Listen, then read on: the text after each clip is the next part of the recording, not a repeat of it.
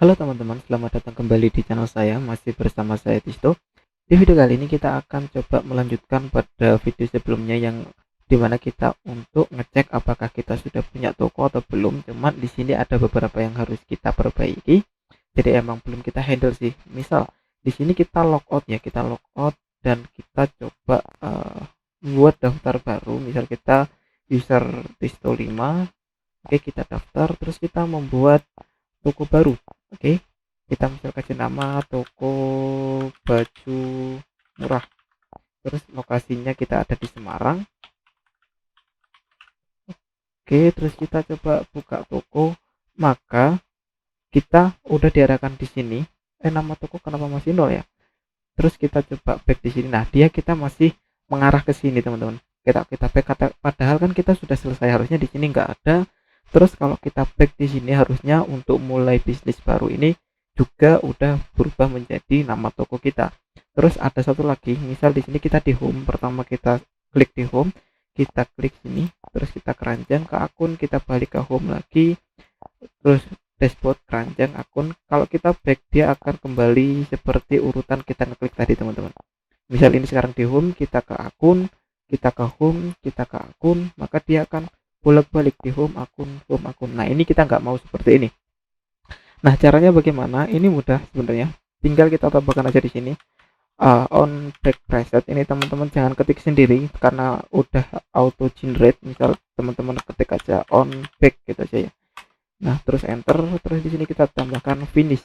Artinya ketika kita back itu dia tidak pindah-pindah seperti tadi, tapi langsung di close kayak gitu. Itu untuk sementara, harusnya nanti kita ada handlingnya sendiri lagi. Terus pada bagian account di sini, oh ya, kalau teman-teman perhatikan di sini itu berbeda dengan miliknya teman-teman dari segi ikonnya sama teksnya itu saya selalu muncul. Nah itu saya ngerubahnya di mana? Itu saya ngerubahnya ada di bagian sini. Pertama untuk teks selalu muncul itu hanya saya tambahkan ini teman-teman, label visibility mode labeled, artinya nanti labelnya itu selalu muncul. Kalau ini saya hilangkan, maka di sini nah dia hilang. Nah seperti itu. Oke, terus untuk mengganti ikonnya itu ada di bagian menu. Terus button of menu ini ikon-ikonnya saya ganti. Nanti teman-teman kalau pengen ya tinggal copy aja dari apa yang sudah ada di sini. Oke, itu dua hal. Terus kita lanjut pada bagian tokonya. Di tokonya itu berarti kita pada bagian sini teman-teman, buka toko. Oke, nah di sini kalau teman-teman ada yang mengalami semacam ini, artinya di sini ada warning. Warning ini nggak masalah, seperti ini bisa, cuma dari Kotlin-nya itu ada pembenaran. Jadi untuk kurung kurawalnya itu di luar apa namanya? Di luar tanda kurung. Nah, ini kan di dalam kurung kan koma, terus baru kurung kurawal. Cuma di sini kalau kita alt enter itu nanti dia dikeluarkan. Sebenarnya nggak masalah pakai yang seperti awal, bisa seperti ini juga bisa, cuma ini pembenaran cuma supaya kodenya mudah dilihat. Nah ini menurut Kotlin sih. Oke, next itu terus kita untuk jika setelah kita buka toko harusnya kan uh, activity buka toko hilang ya teman-teman. Ini sama, kita tinggal tambahkan aja finish. Artinya ketika kita selesai membuat toko sudah berhasil, maka activity buka toko ini hilang. Dan ini titlenya kita belum kita kasih, kita buka toko ya, titlenya tadi masih belum ada ini. Nah kita tambahkan ini buka toko. Nah ini kalau misal kita selesai nge-create dan berhasil, maka halaman ini dihilangkan. Nah nggak cuma itu, jadi ketika kita selesai nge-create ini teman-teman, harusnya itu data toko ini disimpan. Caranya nyimpan bagaimana? Sama di sini kita get user atau kayak di account di sebelumnya itu. Dan di sini kan kita get user kan. Nah kita cari tokonya sudah ada atau belum. Nah karena pastinya karena kita sampai di sini berarti tokonya belum ada, harus kita perbarui datanya. Nah untuk memperbarui itu bagaimana? Kita buat variabel, kita kasih user seperti sebelumnya, kita panggil get user. Oke, seperti ini aja. Terus kita ganti nih usernya .toko ya. Di sini kita mau perbarui tokonya. Kalau misal gini, kita panggil user.name misalnya, kita mau ganti nama dari usernya kan tinggal kita ganti misal ya terserah kita kayak gitu kan. Cuma di sini kita mau ganti tokonya sesuai dengan toko yang barusan kita buat. Di sini kita udah dapat toko respon. Seperti yang teman-teman tahu bahwa toko respon ini adalah toko kembalian dari toko yang kita buat tadi. Kita tinggal sama dengan aja kita tambahkan berarti it ini oh ya di sini data di sini berarti udah toko respon ya. Kalau teman-teman ingat di sebelumnya berarti kita tinggal tambahkan aja di sini data. Cuman ada error lagi. Kenapa? Errornya itu kalau kita arahkan di sini, kita itu pengennya toko karena variabel di sini adalah toko, sedangkan variabel yang kita dapat untuk data ini nilainya adalah toko respon. Jadi berbeda kelas, berbeda objek. Jadi dia nggak mau. Caranya bagaimana?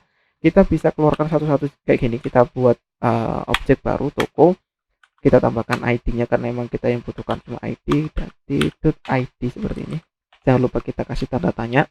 Mungkin dari beberapa teman-teman masih kurang paham kenapa sih di sini ada tanda tanya atau tanda seru seperti ini. Ini suatu saat nanti akan saya jelaskan. Cuma sekarang teman-teman ikuti aja karena agak sedikit panjang penjelasannya. Ini kita tambahkan satu-satu. Untuk namanya data tanda tanya name sama dengan yang kita keluarkan satu-satu. Di sini kita juga ada kota data kota. Oh ini harusnya data bukan data. Ya semua yang kita dapatkan di sini teman-teman. Sebentar. Nah di sini kan kita nge-create, kita punya kota, punya nama sama user ID. Sedangkan di sini kita nggak ada user ID kayaknya deh. Ada ID-nya juga nggak ya? Nah kita ada ID-nya. Kita cuma butuh 3 ini sih, komponen 3 ini sebenarnya bisa ditambahkan semuanya, cuma karena emang yang kita dapatkan dari server cuma ini ya, kita masukkan ini. Nah di sini cuma ada 3, sedangkan variabel yang ada di sini itu ada banyak ya teman-teman. Ada ID, nama, image, kota segala macam. Nah di sini supaya kita nggak perlu menambahkan ini, ada error karena no value password untuk create ad sama image ini dia diminta. Makanya di sini kita tambahkan aja misal kayak gini. Jadi setelah tanda tanya sama dengan null. Jadi nanti otomatis semuanya itu kalau datanya ini enggak kita isi itu kita kasih default value-nya itu null. Intinya gitu. Nah, maka di sini kita udah nggak dapat error. Terus di sini ada bagian user ini dia masih apa ya namanya? Ada masalah, ada error. Kenapa? File cannot be reassigned. Artinya karena di sini kita kasih file teman-teman. Seperti yang kita tahu file itu kita tidak boleh merubah datanya, jadi kita rubah jadi var. Cuma nanti ada sedikit error lagi pada bagian toko saya. Di toko saya ini kita kasih tanda tanya. Kenapa? Karena toko di sini itu bisa jadi berubah-berubah. Makanya kita harus pastikan bahwa data ini tuh tidak nol. Artinya ini tuh cuma ngecek nih tanda tanya itu jika kayak gini. Ini tuh kalau nggak nol ya udah kita lanjut, kita kasih value-nya. Kalau nol ya berarti dia berhenti, intinya gitu. Intinya sementara seperti itu teman-teman, anggapannya kalau nanti datanya nol maka dia tidak lanjut, kalau datanya tidak nol maka dia lanjut, kalau nol nanti dia berhenti di sini. Sementara teman-teman anggap aja seperti itu, sebenarnya nggak sesimpel itu sih. Oke, next kita ke account. Oh belum dibuka ini belum. Nah ini artinya kan kita membuat variabel usernya data tokonya kita update untuk tokonya sesuai dengan apa yang kita dapat dari server. Selanjutnya kita update ulang pada bagian pref-nya. Jadi kita panggil pref.set user. Seperti yang kita tahu bahwa kita get, tadi kan kita dapat data sebelumnya, terus kita tambahkan data tokonya, baru kita simpan kembali. Tinggal kita masukkan aja user seperti ini. Oke, artinya nanti user yang baru ini setelah kita membuat toko, usernya sudah punya data toko. Kalau kita finish, nanti dia mengarah ke toko saya. Ketika kita buka toko saya, nanti otomatis datanya udah ke update, kita sudah punya toko. Lalu kalau kita back, dia akan mengarah ke akun fragment. Di akun fragment ini juga pada bagian toko kita kasih tanda tanya. Kita ketika si akun fragment ini resum, kita set ulang, kita cek kita udah dapat data tokonya. Seperti itu. Oke, coba kita run ulang aja bagaimana hasilnya. Oke, di sini udah keran, kita ke account. Di sini kita sudah punya data of course karena emang seperti itu tadi. Terus ini kalau kita back, bukan kita back, coba kita klik, kalau kita back dia langsung ketutup kayak gitu, seperti yang kita mau. Terus pada bagian apalagi tadi, oh ya, kita logout dulu ya teman-teman. Wih, kenapa ini toko baju murah? Oh, ini di keranjang yang bener, nggak apa-apa. Coba kita logout dulu, terus kita buat akun baru, daftar. Misal di sini tadi udah 5, 6, 6, daftar. Terus kita buat akun baru yang awalnya misal di sini toko kaset, lokasi Semarang.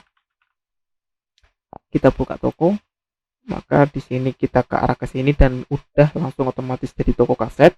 Kalau kita back, maka di sini di bagian akun juga sudah toko kaset, seperti itu ya teman-teman. Semoga bisa dipahami. Kalau mungkin ada yang kurang bisa dipahami atau ada pertanyaan, bisa tinggalkan di kolom komentar. Terima kasih sudah menonton video saya. Sampai ketemu di tutorial selanjutnya. Thank you. Bye bye.